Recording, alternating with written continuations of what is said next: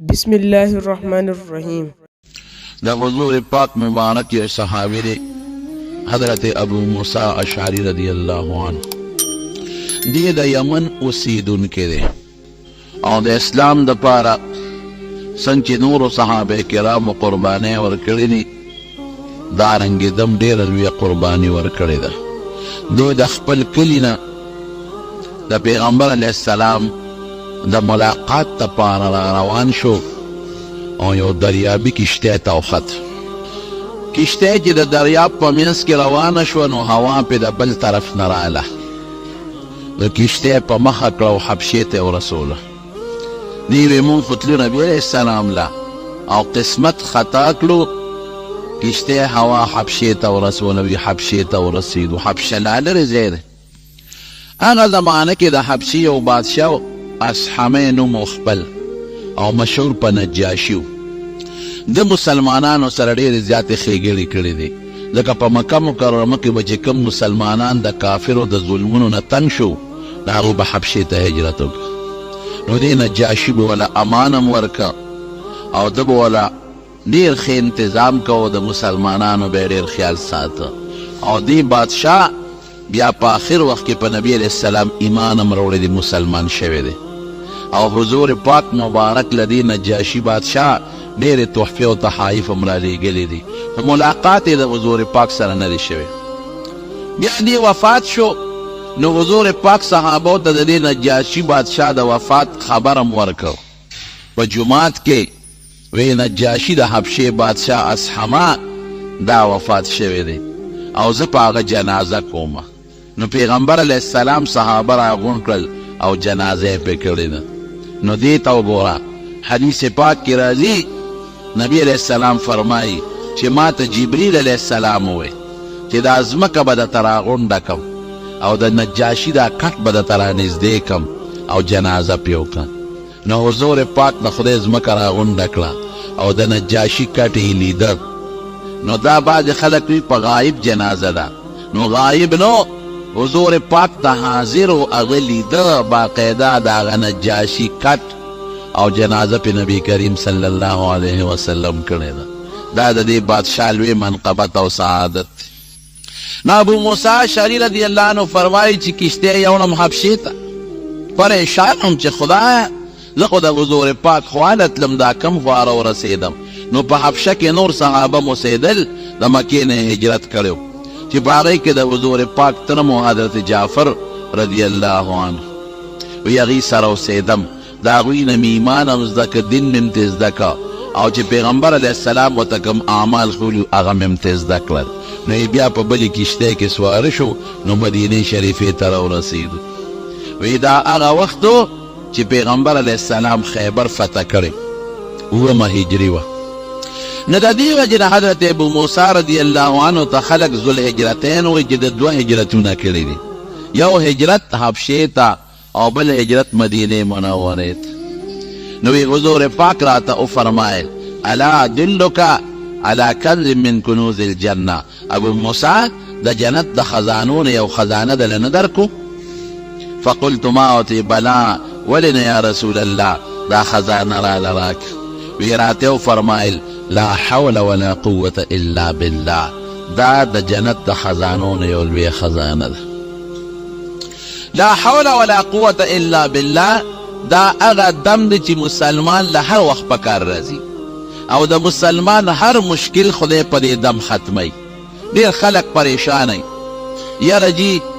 मा तफुलिय परेशानी दा दे सरा सोकम दा गैर पार दा दम दे देर खलक कोई बच्ची में निश्ता सोकम दे दम दे देर खलक कोई माल में निश्ता बरकत पकी निश्ता दे दम दे देर खलक कोई कर्जदार जमा कर्जा बखलास शी ला हौला वला कुव्वत इल्ला बिल्लाह दे दम दे देर खलक वही वीने के तब तवज्जो निश्ता और शैतान पर मखा करे ला हौला वला कुव्वत इल्ला बिल्लाह दम दे देर खलक कोई बेकसे बेसोके इस यार व मददगार में निश्ता खलक आबादी जुल्मुना कई ला हौला वला कुव्वत इल्ला बिल्लाह दम दे कसम दे दीन मजबूत और बेहतरीन दम बल निश्ता वो कसरे दे दवेना पर वक्त के ख्याल साथी और पर अल्लाह मजबूत अकीदा साथी दा जनवे हुजूर पाक फरमाए د دواړو جهانو سردار فرمایي په بیهقي شریف کې حدیث دی او حضرت ابو هريره رضی الله عنه دا نبی علیہ السلام نے نقل کی.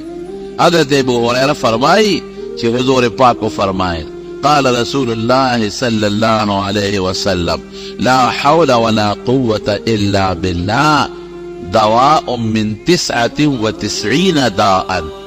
وی دا د یو کم سلو بیمارو علاج دی، د یو کم سلو بیمارو دارو دی دارو. ایسرها الهم. وی پټولو کې راکوټي بیماری هغه پریشانی ده چې انسان ته د هغې سبب هم نه معلوم. نن سبا خو ټینشن ورته وایي او پریشانی ورته وایي. په پریشانی کې څومره خلک مبتلا دی. څوک د مال په پریشانی کې مبتلا دی، څوک د رشتو په پریشانی کې مبتلا دی چې د ما د بچي او د ما د دې زامنو نومو د ښې ځای کې رشتې وشي. دا ډېره خبره ده. څوک د حج او د عمرې په طلب کې پریشانه دی، څوک د خپلې رشتې په طلب کې پریشانه دی، څوک د بیماری په طلب شفا کې پریشانه دی، چاته کور کې جګړې دي په هغې کې پریشانه دی، څوک یې وزرې دي پریشانه دی، چاته د مقدمو پریشانی ده. دا د دې دا وی راکوټي مرض دی، دا 200 غټ مرضونه دي. دا پریشانی ورکوټي مرض دی چې لا حول ولا قوة الا بالله د هغې دپاره علاج دی. او معنی څه ده؟ معنا باندې ځان پوه کې. معنی خپله حضور پاک ښودلې ده. یو صحابي د عبدالله ابن مسعود رضی الله عنه یو کتاب دی د حدیث مستد د بزار ورته وایي، په هغې کې دا حدیث نقل شوی دی. عبدالله ابن مسعود رضی الله عنه د نبی علیہ السلام نه تپوس وکړو، بلکې حضور پاک ورته فرمایي وی اتدري تفسیرها اتدري تفسیرها وی د لا حول ولا قوة الا بالله په معنا پوهېږي؟ عبدالله ابن مسعود ورته وایي الله ورسوله اعلم، الله و رسول ته پته ده، ما ته پرې معنا نه ده معلومه. نو حضور پاک ورته د دې معنا په خپله بیانوي. وی لا حول عن المعصیة الا بعصمة الله.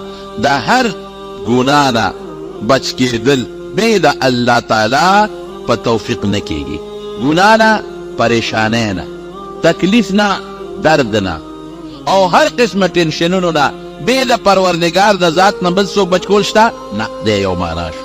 ولا قوة على الطاعة، لا قوة على العبادة، لا قوة على عمل، لا قوة على الطاعة الا بعون الله.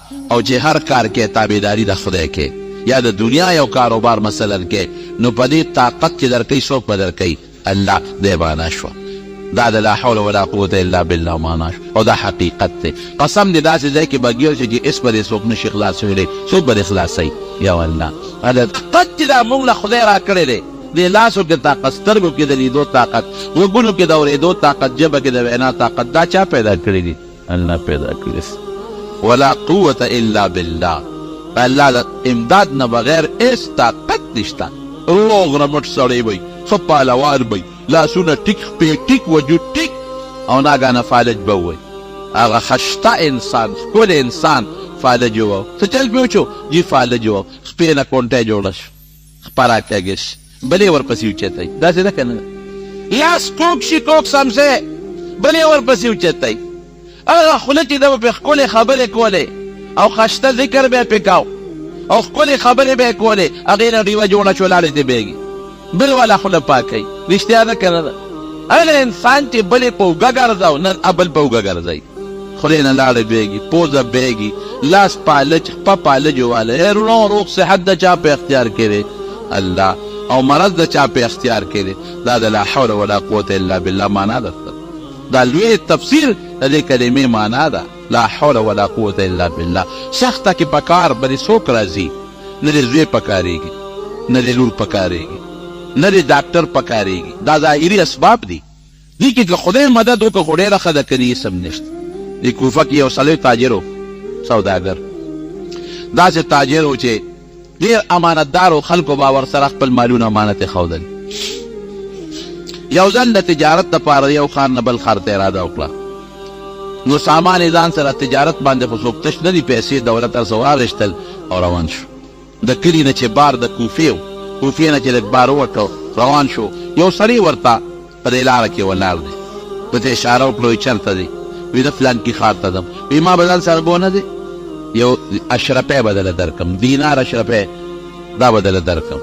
او ما ځان سره د مرګنې به دې شم د سفر د وی ډېره ښه ده چې یوازې ځمه نو راشه دې به ځان سره سور کم نو دوه فایدې به حاصلې شي یو خو به د 1 روپۍ والم کرۍ به ترې والم او دویمه دا ده چې د لارې به مې ملګري یوازې به ځم نو د یوازې نه دا ملګرتیا ښه ده که ډېره ښه ده راسور شه ځان سره 100 روپۍ دې واغېسته روان دي ګپ شپ لګوي هغه کم سړی چې ځان سره سور کړی دی هغه ورته ځان نه نیک سړی جوړ کړی اوس هم بعضې خلک داسې کوي موټر کې چا سره وخېږي چې څه منځ یې بوځي موټر ته والي یا دې مړ کړي یا وتښتئ چې څه منځ یې لاړل لارې دوه دي اوس دا سوداګر په عامه لار اوس تېغ روانېږي دا چې کوم دویم ورسره سور شوی دی او دوی په دې لار ولې نه دی سوداګر ورته وایي چې ما ته دا لاره نه ده معلومه وایي نه دا خو ما ته معلومه ده ډېره لنډه لار ده ډېره نږدې ده ته چې په کومه لار دی دا خو اوږده ده او دا ډېره لنډه لار لګوي چې څه منځ لاړل هغه لار په یو ځنګل ختمه شوه لوی ځنګل دی خطرناک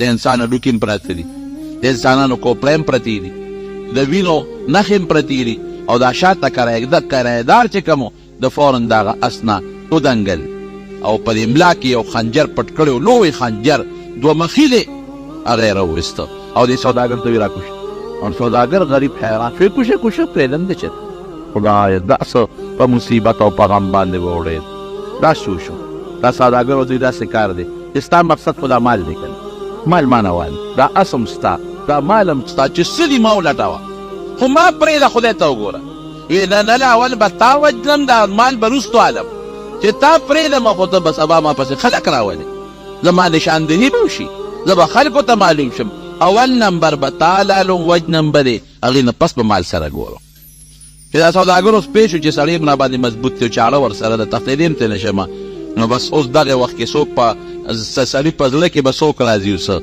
الله به راځي دا کوم وخت چې دا ګاډی وجنګېږي که نه معمولي ډغره وکړي نو چې مسلمان نو په زړه غیر اختیاري د الله نوم راځي الله خیر زلزله چې راشي که نه نو فورا دی وي الله خیر دریاب کې خپه خویږي که نه نو دی وي الله خیر د فطري تقاضا ده دا نفسیاتي اثر دی زړه کې به دې راځي چې بچکوونکې ذات ګورې یو الله دی بل څوک نه دی نو دا سوداګر دې وخت کې وایي چې لا حول ولا قوة الا بالله د دې مفهوم دی ښه خو الله نه بغیر خو بل څوک د خلاصولی نه شي یو 2 رکعاتو مونځ ټیم راکړي دې غل ته وایي هغه ور داسې په نشه کې وخندل زه وایي وکړه دا چې سته کومې کپر یې نه که دین داسې 2 مونځونه کړي دي خو مونځ رانه خلاص کړي نه دي ځکه چې تا ارمان دې پوره کوي 2 رکعاته ته مې وکړه سلام ګردې نو بېغمه کوم به دی چې دې په مانځو درېږه الحمدلله رب العالمین او ولدوالین آمین او صورت شروع کوي دومره په هیبت چې صورت تیر شو غم ته غریب سره چې اوس ممرم په چاړه مې وی پرېږدي مې نه صورت تیر شو نو یو آیات ورته الله ګوره الله ته چې ته ځان سپارې الله به دې مدد کوي یو آیات یې دې ذهن ته راغی امن یجیب المضطر اذا دعاه چې کوم سړی محتاج دی او الله ته چغه وایي بغیر د الله نه بل څوک فریاد رس بل نشته دی دا د دې آیات معنا ده بس دا آیت یې ووې او دې کې دې اوس په مانځه ولاړ دی دې کې یو شاه سوار غیبي راښکاره شو په اس باندې سور دی نیزه ورسره ده د اوسپنې ټوپۍ په سر ده او چې څنګه په اس را روان دی اوس دا ګنکپ خو پې شو چې دا سړی خو راغی نیزې والا نو هغه ته یې ور مخامخ شو چې زه ځان ته خلاص کړم څوک کړم هغه نیزه باز راغی او دې په نیزه ښه یو مضبوطه وو او چې ویې وو نو اور بل شو او دا سړی پې وسوځېد دی وایي چې ما خو سلام وګرځاو چې سلام مې څنګه وګرځاو نو هغه شاه سوار ته ور متوجه شوم څوک یې ته شاه سوار ته متوجه شوم ته څوک یې زه خو یې د لوی غمه خلاص کړم او ډاکو دې مړ کړه اوم شوې ته څوک یې ویې زه نه دي امن یجیب المضطر اذا دعاه غلام د دې آیت غلام یم تا چې کله په مانځو درېدې او الله ته دې فریاد وکړه وایي اسمانونه وجرقېدل الله وایي چې یو فرشته پکار ده زه ودرېدم الله وایه یو بنده فلانکي ځای کې ګیر دی مدد شبه ځان رسوه الله راولېږېده سخته کې به دې بیا څوک پکارېږي د الله به دې پکارېږي په سخته کې بې د پروردګار نه بل څوک دی قسم دې که بچ کړي یو الله به دې بچ کوي او که راته غواړې هم به الله درکوي بیبي د ابراهیم علیه السلام ته ګوره اور ته وغورځېد نمرود ورته اور بل کړی د نمرود دومره اور یې بل کړی دی چې په هوا کې مارغه پې د پاسه نشي الوتې داسې اور دی نږدې وله څوک نشي راتلی په دې چل نه پوهېږي چې د ابراهیم علیه السلام پکې څنګه وغورځو، په دې چل نه پوهېږي. ځکه که دې غورځو نو خو مونږ به یې غورځو، نو چې مونږ ورنږدې کېږو خو دا اور هم سوځئ. دې سره څوک دومره خطرناک اور یو میاشت لګیا دي خلک او اور راوړي او خشاکونه راوړي او لرګي راوړي او میدان یې ډک بل کړی د اور نه، په چل نه پوهېږي چې زه څه وکړم. په دې طریقو چل نه ورځي او فرشتې پریشانه دي. فرشتې الله ته درخواست کوي پروردګاره مونږ څوک یو، مونږ ته حکم وکړه پروردګاره ستا هغه بنده چې نن په ټوله ځمکه کې دقه یو تا مني بل څوک نشته، نور ټول مشرکان دي شرک کوي، دقه یو بنده دی چې هغه تا مني او هغه نن اور ته غورځولی کېږي او دونه خطرناک اور. الله مدد یې وکړه. فرشتې الله ته درخواست کوي، الله فرشتو ته یې ورشئ تاسو یې مدد وکړئ. یاره که دنه غواړي مدد اله یو فرشته راله د باران وی ما الله نه اجازت غوښتی دی، ابراهیم علیه السلام ته وی الله نه مې اجازت غوښتی دی او که ته اجازت راکې خو ستا اجازت یې شرط کړی دی، که ستا خوښی نو اوس به یو ساعت سره وریځ راولم او باران به دومره وکړم چې دا ټول اور به پرې مړ کړم ختم به شي، که ستا خوښی. وی نه زه خو دا نه ویم. ولې نه وی؟ دې کې دې غورځئ اسوی الله اعلم بحالي ربي اعلم بحالي، پروردګار زما په حال خبردار دی. تا نه امداد غواړم الله نه ولې نه غواړم، رالېږلې بېشکه تا الله خو زما الله شته که نه الله نه به مدد غواړه. لا حول ولا قوة الا بالله. د دې تکلیف نه بچ کوونکې او قابو موندونکې په روغ صحت بې د پروردګار د ذات نه بل څوک نشي کولی. الله نه به مدد وغواړم. بله فرشته راله وی زه غرونو والا فرشته زما په طاقت کې الله د اختیار اچولی دی چې اوس دا څومره غرونه به د اوچتولی شم لقولی شم، یو غر به اوچت کم په دې اور د پاسه به کېدم. ما له اجازت راکړه. وی د اجازت تاله نه درکوم. غورځئ لږ په اور کې ما الله نه اجازت غوښتی دی خو ستا راځی پکې شرط کړی چې ابراهیم نه تپوس وکړه او ربي اعلم بحالي. تا ته ولې ویم الله ته ولې نه ویم؟ ابراهیم علیه السلام خو ابراهیم علیه السلام و کنه. قرآن کې الله وی ولقد آتینا ابراهیم رشده من قبل وکنا به عالمین. په ماشوموالي کې دله مونږ پویه ورکړې ده. بعض انسان ماشوم یې الله وله پویه ورکي، عقل وله ورکي، سوچ وله ورکي، پویه وله ورکي. بعضې بوډا سپینګري شي عقل پکې دي، پویه پکې دي. بله فرشته راله وی زه د باد او د هوا او د زور او د طوفان والا فرشته ما د الله د اختیار را کړی دی. څومره طوفان چې راولي دا زه راولم، څومره باد چې راولي دا بادونه زه راولم، طوفان زه راولم، سیلۍ زما په وس کې ده دا زه راولم. ما ته حکم وکړه الله نه مې اجازت غوښتی دی خو ویره ابراهیم نه تپوس وکړه. اوس به داسې طوفان او هوا راولم چې دا اور به اوچت کړم او د نمرودیانو په دا کورونو کې به یې ورخور کړم. دا چل ماله راځي. ټول د نمرود قلا، د نمرود قوم، د نمرود بنګلې، د قوم خلق دا به دله ټول نیست و نابود کم، دا به د الله ټولو سوځوم. ګوره څومره مضبوط طاقتونه دي ورسره که دا مونږ ته میلو شي د دشمن په مقابله کې. مونږ وایو او شابه ته لا اوس رالې چې بېګار کښنې وې خبرې کړي دا غر والا فرشته ته اوس رالې که پرون راغلی وي چې دا غر دې اوچت کړی و د دشمن په دا سر دې ښودی وې. دا ته خو لږ لیټ شو که نه پرون په کار وه. مونږ به فوراً دا جمله استعمال کړې وه. حضرت ابراهیم علیه السلام مقه ټکې وی ربي اعلم بحالي، زما رب زما په حال خبردار. دا عقیده په دې جوړه وه چې لا حول ولا قوة الا بالله. خلاصې بې د خدای نه بل څوک نشي کولی او طاقت موندونکې بغیر د الله د ذات نه بل څوک بل چا سره طاقت نشته. دا طاقت به د الله پیدا کوي. ښه نو اوس به اور ته څنګه غورځئ؟ نو بیا شیطان حرامي وله راغی. شیطان ورته چل وښو. هغه د دوزخ مچوغنې لیدلې وې، یو ټال جوړ کې او دې پکې کېنوې او ټال له جوټه ورکې د اور دې منځ ته به وغورځېږي. ټال یې وله جوړ کړ لوی ټال او مچوغنه غوندې او په هغې کې ابراهیم علیه السلام کېنو او بیا ظالمان دومره و چې ابراهیم علیه السلام یې پر بندم که جامې هم ترې لرې کړلې ځکه دشمن یې تذلیل وله کوي او ټال بیا نه اوچتېږي. فرشتې د رحمت راغلی دي او ټال یې کلک نیولی دی. بیا شیطان ورته وایي سرتور سر ښځې راوله، دا ټال به اوچت شي.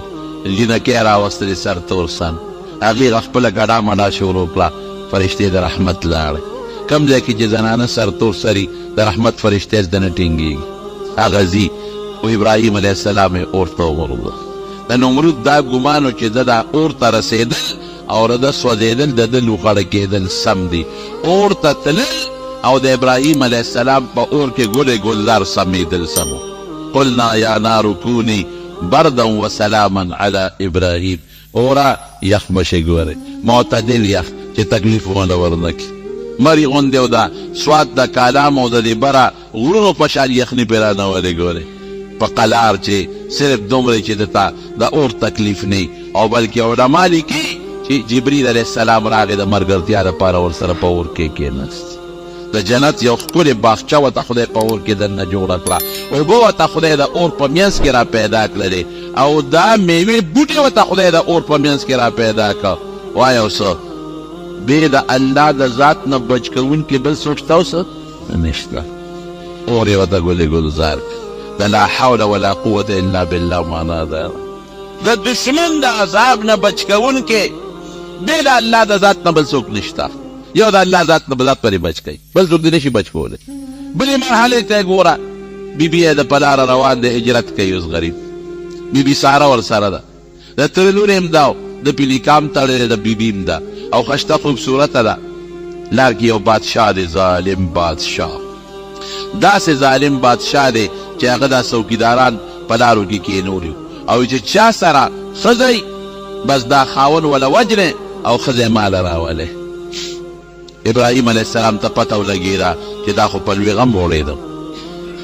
بیبي ته وایي دا څه کار دی چې ته زما ښځی د دې خاوند دی، خو په شریعت کې ما تا رور خورم یو ګورې ښه، ځکه دیني خور مې ټول د آدم علیه السلام اولاد یو، ته مې خورې مخکې یې پوهې کړه. نو که تا نه دا بادشاه تپوس وکړي یا د بادشاه کارندګان دا ورته مو چې دا سړی مې خاوند دی، وایي رور مې دی، او دې ټول مسلمانان وروڼه خویندې دي. او که ما نه تپوس وکړه نو زه به ورته یم چې دا مې خور ده. ولې که دا ښکاره شي چې دی زه خاوند یم او دا مې ښځه ده نو بیا ګورې ما درنه وجنې. او که دا ورته پته ولګي چې نه زه دې رور یم ته مې خورې نو زه به د مرګه خو بچ شم که نه، اخلي خدای سم رانه اخلي، خو زه به د مرګه بچ. ډېره ښه هغې رالل، دا بیبي یې ترې بوتله. هغه ظالم بادشاه بدعمله بادشاه چې بویې تله دروازه یې ورپسې بنده کړو. چې دروازه یې بنده کړه او هغه نیت دلې وکړه چې دې ته لاس ور واچوي. بخاري شریف کې حدیث دی، ګورې څه داسې دا ناشورته خبره نه ده، د حضور پاک نه مبارک خبره ده چې لاس یې سینګ دې له ونیوله بس پرېوته بادشاه په ځمکه، خپې اوچته کړه او الاوړې پرېوته. او د فالج دا په منده فالج نه راځي، دقسې د لاس و خپو باندې فالج و. چیغې کړې دي بیبي ته ما ته خیره وکړه او ما ته دوا وکړه بس پرېږدم دی. د دا مسلمان کې رحم زیاتي بیا او بیا د پیغمبر بیبي کې خو رحم زیاتي. دوی یې ورته وکړه نو بیا ټیک شو. چې ټیک شو یاره دا جوړ معلومېږي دا چې اتفاقا څه بیماري راغلې وه. بیا یې کوشش کړه چې لاس ور اچوي، بیا همغه چل پې وشو. بیا وایي بس ما نه غلطي وشوه، دې د الله معاف که بیا به نه کوم. وی ښه معاف مې کړې، بیا ټیک شو.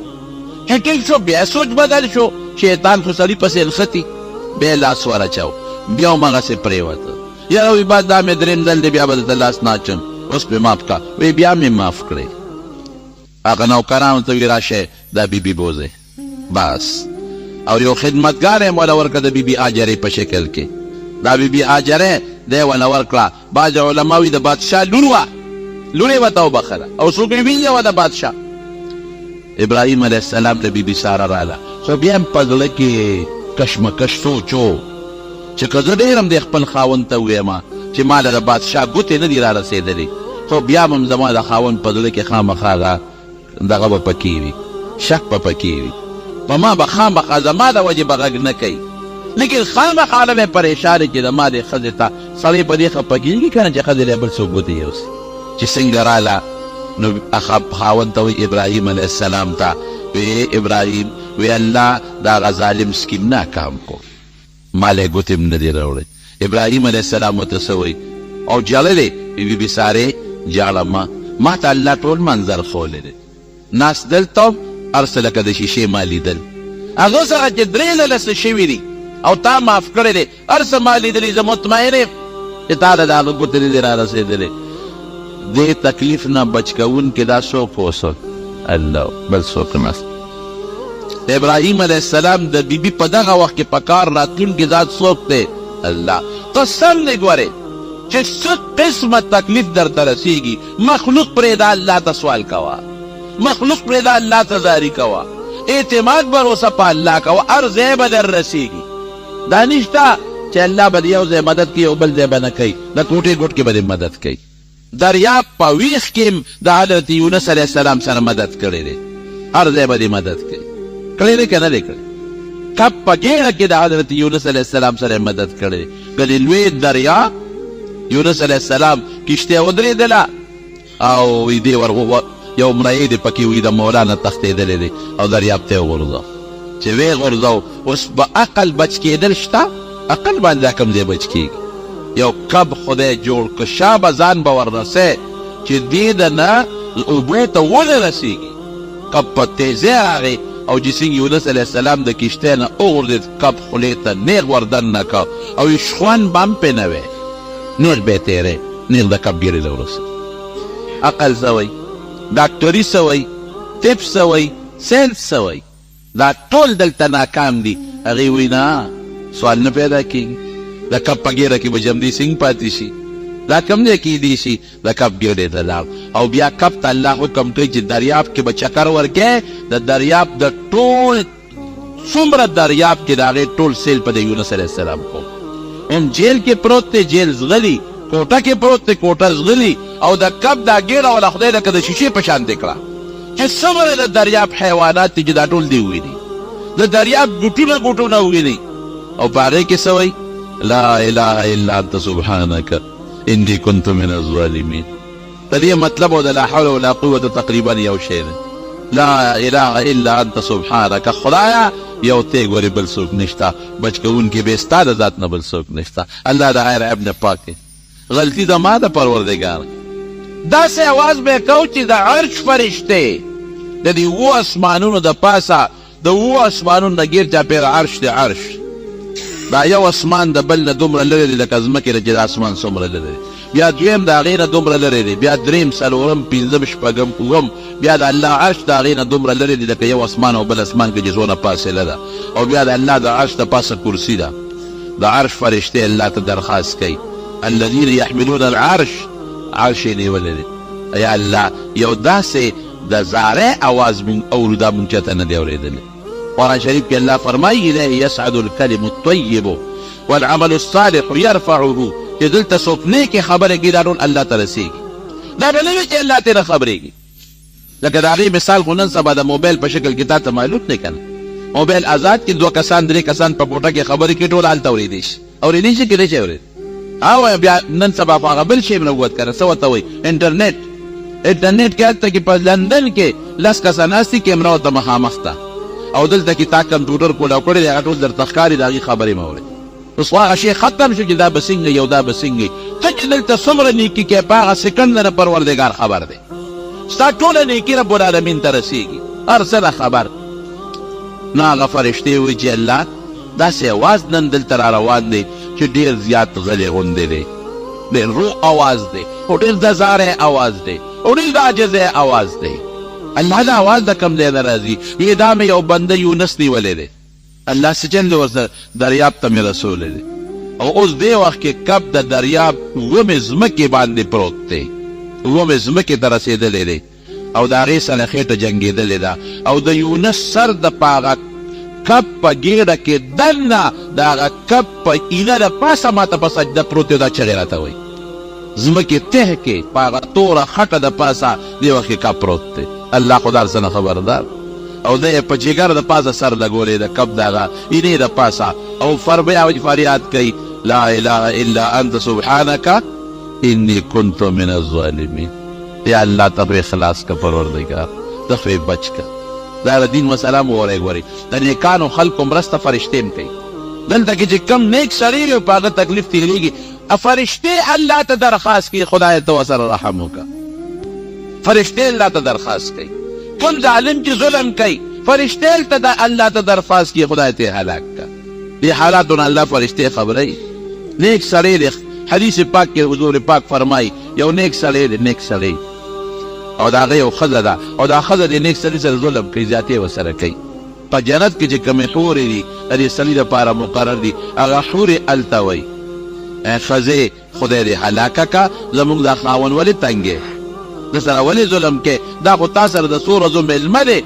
درنه به را جدا شي موږ نه به راځي قاتلک الله خدای دې هلاکه کا مشکات شریف کې حدیث دی هغه فرشتې پروردګار ته سوال کوي الله ته خو دې بچ کا معافی کا الله کب ته حکم وکړه راولټی کا او په غاړه باندې راوغورځو رب ذوالجلال څه وایي فلولا انه كان من المسبحين داسې خپلې واقعاتو اورېدو دپاره زموږ چینل سبسکرایب کړئ خپلو ملګرو سره شیر کړئ ډېره مننه بصفي بطنه الى يوم يبعثون که ده پر کب په ګیړه کې زه نه یادولې نو تر قیامته پورې به مې د کب لم جون ورکړی او دلم دقه دریاب کې به مې ګرځه او راګرځه وایه که د خدای نه لوی زور د بل چا شته نشته قسم نه ګورې هر څه د الله په زور کې دي دې غټې زه کله سوچ کوم د شپې خوب نه راځي او سوچ وکم ان فی خلق السماوات والارض واختلاف الليل والنهار لآیات لأولی الالباب خدای دې سپوږمۍ ته دې وګوره څومره ښکلې دې پیدا کړی څوک یو بلف نشي جوړولی همیشه دپاره یې نشي رڼا کولی پروردګاره دې ځمکې ته دې وګوره دې نور ته دې وګوره الله دې ستورو ته دې وګوره پروردګاره دې کائناتو ته وګوره انسان ته وګوره څومره ښکلې دې پیدا کړی دی دې شکل ته د انسان وګوره الله د شکلونو کمی هم در سره نشته یو مور نه دوه بچي پیدا کې د یو شکل یو شان دی او د بل بل شان دی د یو رنګ یو شان دی او د بل بل شان دی بټی کې په یو قالب چې غښتې جوړېږي یو شان جوړېږي فرق پکې نه یو قالب نه دی خدایه څلور پنځه شپږ لس بچي راوویستل او د ټولو شکلونه د یو بل نه جدا رنګونه د یو بل نه جدا خویونه د یو بل نه جدا قدونه د یو بل نه جدا یو مخکې مري بل وروسته مري یو نیک یو بد دا څوک کوي جواب راکړئ الله کوي روغ رمټ سړی وي داسې بیماري پرې راولي چې نه چوڼې کې نه چا حیران یې ورته خلک او بیمار سړی به ټول عمر به بیمار به سلو ته او شپږو شلو کالو ته ورسوي دا څوک کوي الله دا د لا حول ولا قوة الا بالله معنا ده دا د چې لګیم دا د دې معنا ده لا حول ولا قوة الا بالله هر تکلیف نه بچ کوونکي به د الله د ذات نه بل څوک نشته تکلیف د الله په قبضه قدرت کې دی د تکلیف بچ کول د الله په قبضه قدرت کې دی طاق مریم ماشومه ده ماشومه مور یې منسته کړې وه رب انی نظرت لك ما في بطني محرره فتقبل یا الله زما په دې ګیډه کې چې کم ماشوم دی پروردګاره دا زما منسته ده چې دا ماشوم به بیت المقدس خدمت ته پاراولی الله ته منظوره نه وه هلک په دې جنیف رب انی وضعتها انثى ماشومه پیدا شو لیس ذکرو کالانثى هلک چې کوم کار کوي جنیف هغسې نشي کولی زه دا ماشومه به خدمت کوي تر څو چې کولی شي چا وی دا ماشومه به زه ساتم چا وی زه به ساتم چا وی زه به ساتم قصه اوږده ده خو د حضرت زکریا علیه السلام غیږ له خدای راوسته دا ماشومه بیبي مریم لکه چې د زکریا علیه السلام مور او د دې بیبي مریم مور دا خویندې وې دې ترور وه نو ترور د خوردې کفاله ښه کولی شي نو ورله یو کوټه جوړه کړې وه په جومات کې هغې کې به دا بیبي مریم ناسته وه او د چې دې به تېته نو دروازه به یې جنده کوله او چې بیا به زکریا علیه السلام راغی دروازه به یې کوله وکړه دا ماشومان دلته څه کوي په دې نه پوهېږم چې دا ټول ملک یې پرېښی دی زموږ خواله راغلی دا شیطان دیګې ورکوي چې ورشئ دا شور جوړ کړئ چې دا د شیطان یو اثر دی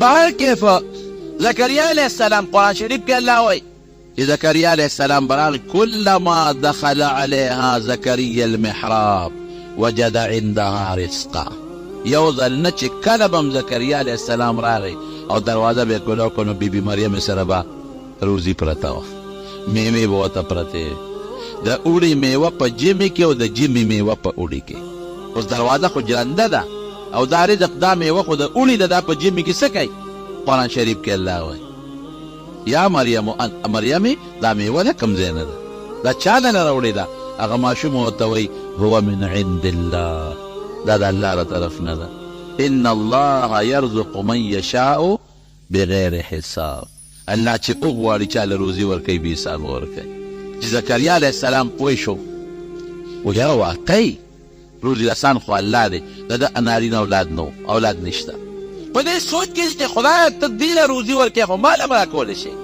دا بچی یو رزق دی، یو روزی ده. هنالک دعا زکریا ربه، هم هلته کې زکریا علیه السلام د الله نه سوال کوي، خدای دل روزی ورکې، رب هب لی من الصالحین، مالم بچی راکړي. او عجیبه سوال کوي زکریا علیه السلام، ناشنا طریقې سره سوال کوي. مخکې نه الله تعالی ته وایي چې الله ګورې زم بوډی یم، رب انی وهن العظم مني واشتعل الرأس شیبا ولم اکن بدعائک رب شقیا. خدای ګورې زما ویښته سپین دي، ښه هډوکي مې هم کمزوري دي، بوډی یم، هډوکي کمزوري بوډا، ویښته مې سپین دي، د بچو نه یم چې بچی راوړم، خو خدایه ستا په سوال باندې ستا په دعا نه قبلېدلم. ګورې سپیره توب دې سپیره به رانه نه جوړی، دعا به قبلې چې سپیره نه شم، هسې دواره لا رد نه کې. او بیا ورپسې څه وایي وامرأتي عاقره، وایي ښځه مې هم شنډه ده، ګور بچی به راکې. اوس دغې وخت کې زکریا علیه السلام نه ولاکین بچی ورکولی شي. زه کله کله په دې اخباراتو کې د دې بعضې نجومیانو اشتهار غوندې لګېدلي چې ما نجومیانو لیکلي چې را دې شي موږ زوی ورکوو، او لیکلي ګارنټي کې سات، ګارنټۍ سره زوی ورکوو، ګارنټۍ کې سات، او بانک دله راخېجوم، ګارنټۍ سره راخېجوم. یم دا خلک ډېر سادهګان دي. ګارنټۍ سره چې ته خلکو له زوی ورکوې دا نه ولې نه جوړې، او ګارنټۍ سره چې بل له بانک راخېجه خدای نه راخېجه وکړه، او ګارنټۍ سره کامیابي ورکوم. نو کامیابي ستا په لاس کې ده، د ګارنټۍ بچیه دا د خدای په لاس کې ده. دا زمون امقل خلق دی، بس خلق هم ورپسې روان شي. زه یو ځل پیښور کې روان وم، یو سړی و مرغو وداني، دا اوس ختم شي، پخوا به دا ډېر ناستو دي بالي سال سره مرغو والا ناست دی، اوس سره لفافې پرتې دي. زه روان یم چې د مریض تپوس ته، او بې اختیاره زما د پنسۍ ته یې ګوتې کړې، ما ایله کار یې پرېوتم، خو خدای ترې بچ کړم. نو سم راله خدای پنسۍ ته راله چا لاس راواچو چې ومې کتل اوس دی دی. مې ولې کاکا وی دلته چې راشي چې قسمت ته له ټیک کړم.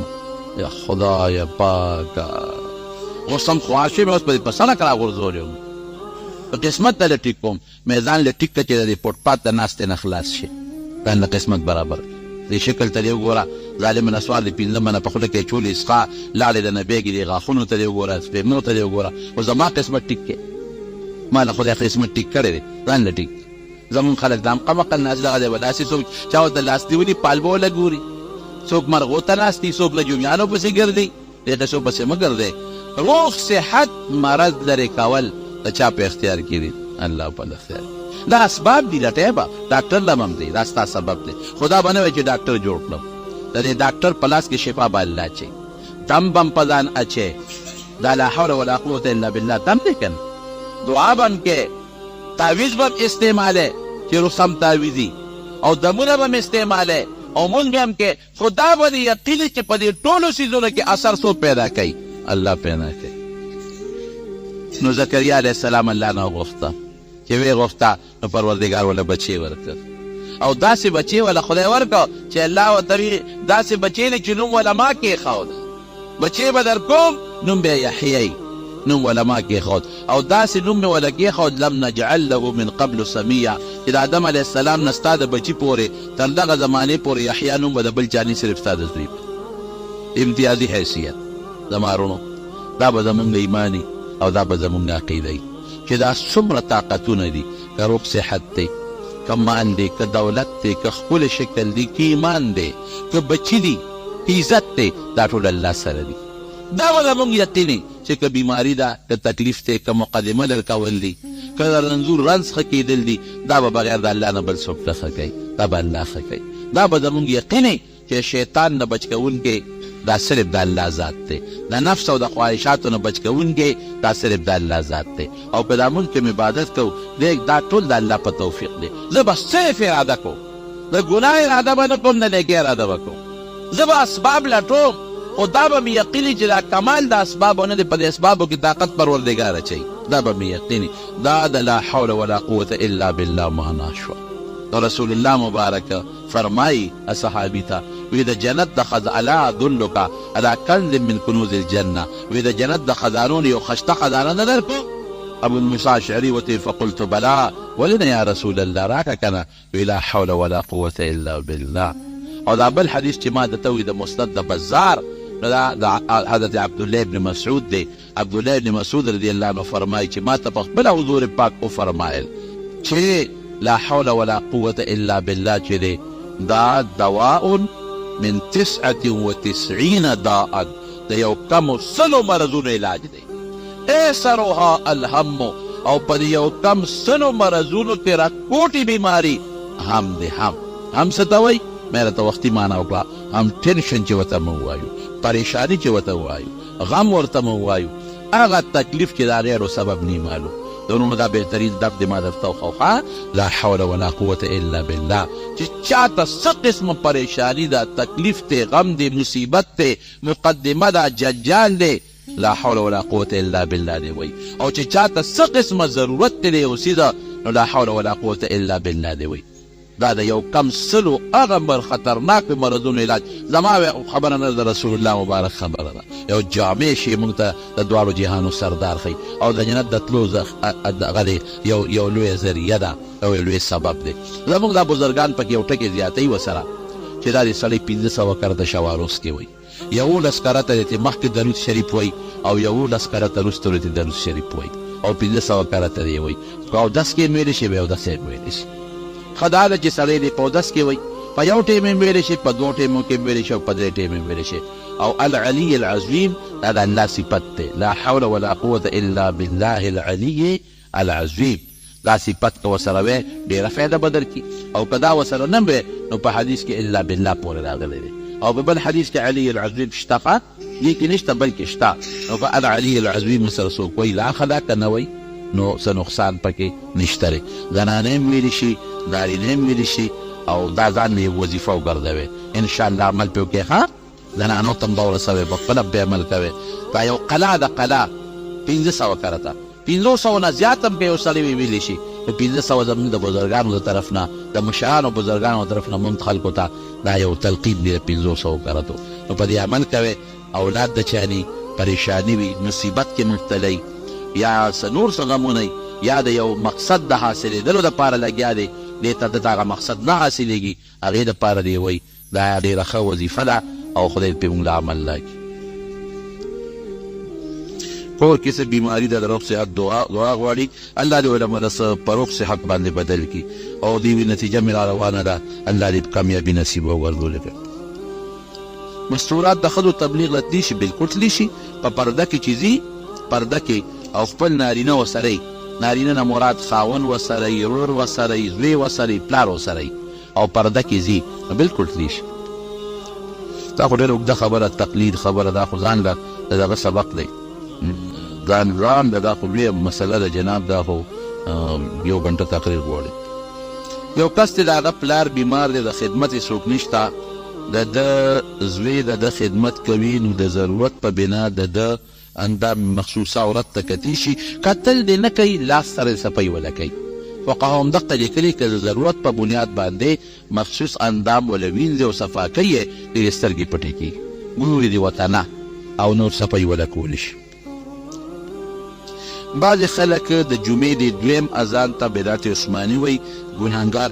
بدعت که دا معنا کوي چې یو نوی شی دی، واقعي د حضرت عثمان رضی الله عنه زمانه کې د جمعې د 2م اذان دا لومبی اذان، 2م نه دا لومبی اذان چې کوم د زوال سره ورکیم کېږي، دا د خطبې اذان د نبي علیه السلام په زمانه کې مو دا لومبی اذان، دا د حضرت عثمان رضی الله عنه زمانه کې د دې شروع شوې ده. خو د عثمان رضی الله عنه د پیغمبر اسلام خلیفه دی او حدیث پاک کې راځي علیکم بسنتي و سنت الخلفاء الراشدین، چې زما په طریقې عمل کوئ او زما د خلفاء راشدینو په طریقه عمل کوئ. او ټول صحابو کې به چا انکار نه دی کړی، وایي چې صحابو اتفاقي او اجماعي مسله ده. نو دې ته مضمون بدعت ویل ګناه ده. په دې معنا سره بدعت یو نوی شي اختیار کړی دی نو ورته ویلی شي، او هغه بدعت چې کوم ته ګمراهي ویلې شوې ده او ورته نه شي ویلی. صحابه پاک خلک دي، ټولو صحابو په دې باندې اتفاق دی. د زیارت القبور صحیح طریقه حیدر خان لیکلي دي چې راته بیان کړه. زیارت القبور صحیح طریقه دا ده چې سړی قبر ته لاړ شي نو د مړي مخ طرف ته دې ودرېږي او سلام دې واچي، السلام علیکم علیکم دا ویلی شي، او السلام علیکه که یو کس دا خطاب موته کولی شي، دار قوم مؤمنین موته ویلی شي، یا اهل القبور السلام علیکم اهل الدیار انتم سلفنا ونحن بالاثر وإنا إن شاء الله بكم للاحقون.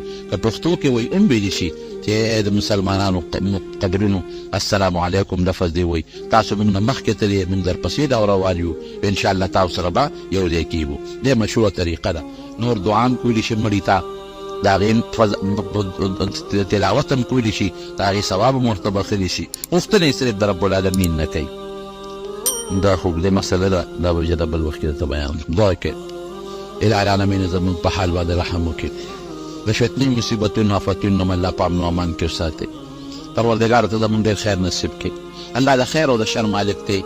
خدای خیر راکړي او د شر نه وساتي. الله د فتنو د مخلوق ته شر نه په عبادت کې وساتي. الله چاته چې پریشانۍ دی پریشانۍ ولا الله په خوشحالو باندې بدل کړي. څوک مریضان دی مریضان له شفا ورکړي، څوک قرضداران دي قرضونه ونه خلاص کړي. الله ته زموږ د راضي شي، خدای ته زموږ نه راضي شي، الله ته زموږ نه راضي شي، زموږ توبې قبولې کړي. او دا کوم مردګانو نن دا درې کسان وفات شوي ټولو ته دعا وکړي چې الله مغفرت نصیب کړي. پروردګار ته زموږ د دواړو جهانو خیر او برکت او سعادت نصیب کړي او د دنیا او د آخرت د فتنو د مصیبتونو ټینشنونو پریشانونو په امن و امان کې وساتي.